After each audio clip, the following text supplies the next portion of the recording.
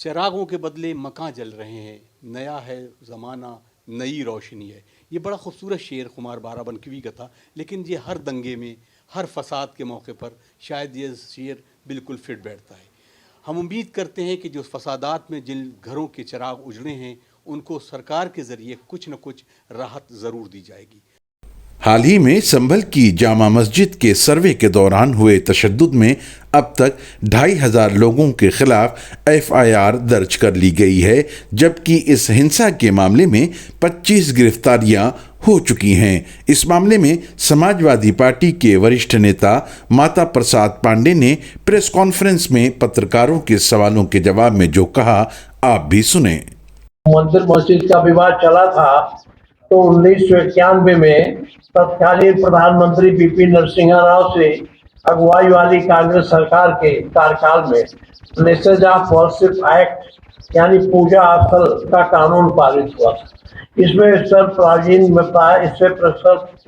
Provision में बताया गया था कि इस कानून के मुताबिक 15 अगस्त 1947 से पहले भारत में जिस धर्म की जो पूजा स्थल था उसे किसी दूसरे धर्म के पूजा स्थल में नहीं बदला जा सकता।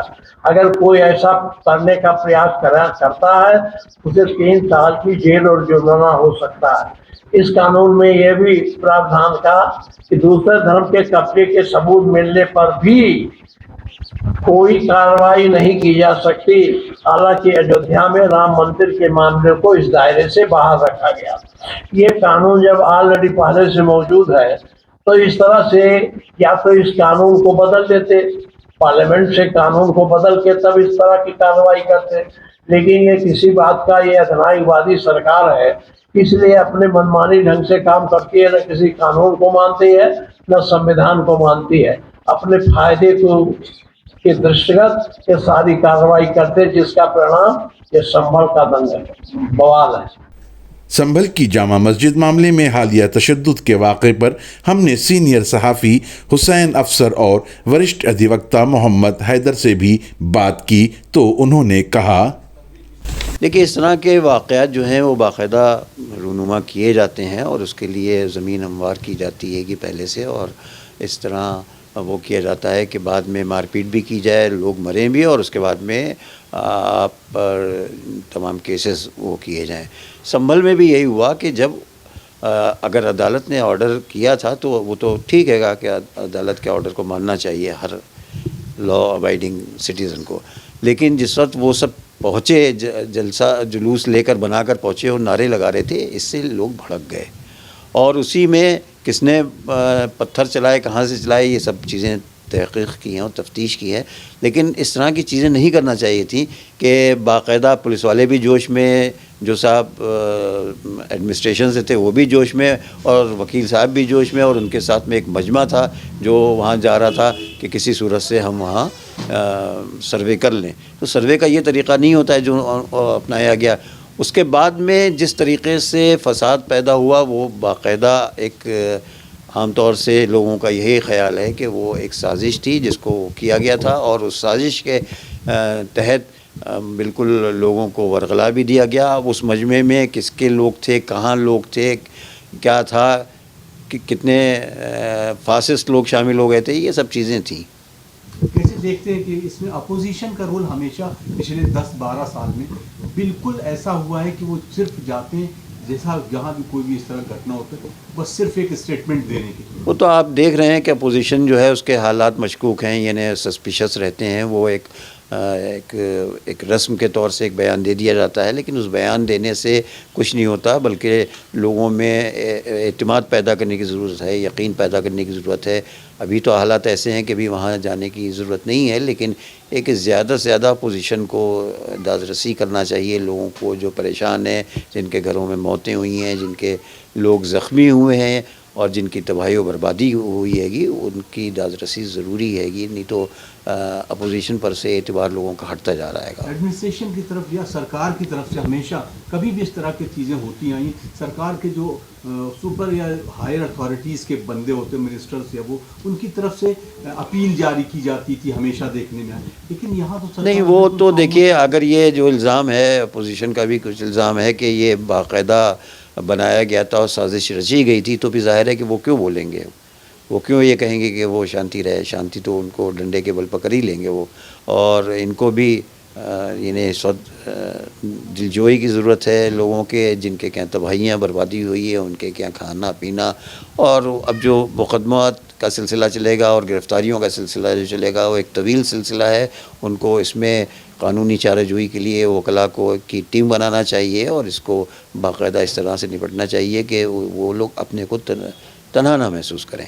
देखिए, दो तरह की चीज़ें हैं। पहली चीज़ तो ये है कि we have a law called places of worship act 1991 का जो लॉ है, जो प्रोहिबिट करता है कि किसी भी प्लेस ऑफ वर्शिप को कन्वर्ट करने में या कोई भी ऐसा रिलीजियस डिनोमिनेशन जो एक पर्टिकुलर प्लेस ऑफ वर्शिप को मानता है और उसको वर्शिप करता है, उसको आप कन्वर्ट कर दें या उस पर दबाव डाल दें या उस पर आप इस तरह की अनर्गल मुकदमेबाजी कर दें, जैसा कि आजकल देखा जा रहा है कई मैटर्स में हमने भी देखा है।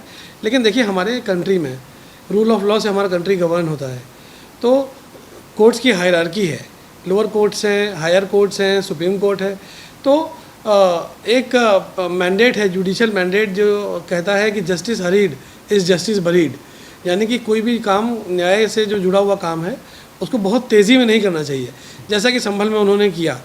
तो डेफिनेटली उसकी अपीलेट प्रोविजंस हैं और जो भी अग्रीव्ड पार्टी है उसको पूरा राइट है कि अगर कोई भी इलीगैलिटी हुई है लोअर कोर्ट में तो उसको हायर कोर्ट में चैलेंज करके उसको रुकवा दे, और ये हो सकता है। देखिए, at the end of the day we are dealing with humans. वहाँ पे हमने कंप्यूटर्स नहीं लगाए हैं, वहाँ पे ह्यूमंस हैं। तो humans to err is human, कोई भी आदमी ह्यूमन है तो वो गलती कर सकता है, और उस गलती को निवारण करने के लिए, निराकरण करने के लिए हायर कोर्ट्स बने हैं। देखिए, हमारे देश में एक कंसेप्ट है, हमारे आइन में, आज आप बहुत अच्छे दिन आए हैं, आज हमारे देश का कॉन्स्टिट्यूशन डे है। आज ही के दिन हमारा कॉन्स्टिट्यूशन इन्फोर्स हुआ था और उसमें सेपरेशन ऑफ पावर्स की बात की गई है कि एग्जीक्यूटिव, लेजिस्लेचर और जुडिशरी तीनों एक दूसरे से अलग रहेंगे। कई बार ऐसा सिचुएशन आती है कि जहाँ पे जुडिशरी या एग्जीक्यूटिव जो होती है या जो लेजिस्लेचर है, ये कई बार ओवर रीच कर जाते हैं। लेकिन हमारे कंट्री में, हमारे जुडिशल मैकेनिज़्म में चेक्स एंड बैलेंसेस हैं। तो जो भी आगे के अथॉरिटीज़ हैं, जो भी अपीलेट अथॉरिटीज़ हैं, they can correct this error. जो भी लोग होते हैं जो किसी भी निर्णय से आहत होते हैं, उनको संयम बरतना चाहिए। एट टाइम्स मैं देखता हूँ कि भावनाओं को भड़का दिया जाता है, तो वो भावनाओं को जो भड़काया जाता है वो भड़कावे में आदमी ना आए और एक रीज़नेबल डिसीजन ले, प्रूडेंट डिसीजन ले। ये नहीं है कि स्पर ऑफ द मोमेंट पे, अगर कोई आदमी, किसी कोर्ट ने कोई ऑर्डर भी कर दिया था कि आप जाके इंस्पेक्शन कर लिए, तो इंस्पेक्शन करने के बाद भी बहुत सारे विकल्प थे, लेकिन चूँकि एक पर्टिकुलर जो कौम है जिसमें पढ़े लिखे लोग कम हैं, उसको बहुत आसानी से लोग स्वय कर देते हैं। और वही हुआ है संभल में, जब एक पर्टिकुलर रिलीजियस डिनोमिनेशन के लोग जो पढ़े लिखे बहुत ज़्यादा नहीं हैं, उनके इमोशंस को टारगेट करके उनसे ये घटना कराई गई जिसमें उनका ही नुकसान हुआ। मेरा मानना ये है कि अगर इस तरह की कार्रवाई ना हुई होती और इस तरह से लोगों ने अपना संयम ना खोया होता, संयमित रह के जुडिशल रिकोर्स लिया होता, तो ये सिचुएशन ना ही होती। और इसमें बहुत बड़ी रिस्पॉन्सिबिलिटी है हमारे पॉलिटिकल लीडर्स की, हमारे डिस्ट्रिक्ट एडमिनिस्ट्रेशन की। हर ज़िले में LIU होता है, LIU को क्यों नहीं पता था कि इस तरह की घटना हो सकती है? It is a completely, totally an intelligence failure on the part of the state government. Atar Kazmi की ये ख़ास रिपोर्ट, द टाइम्स नेशन, लखनऊ।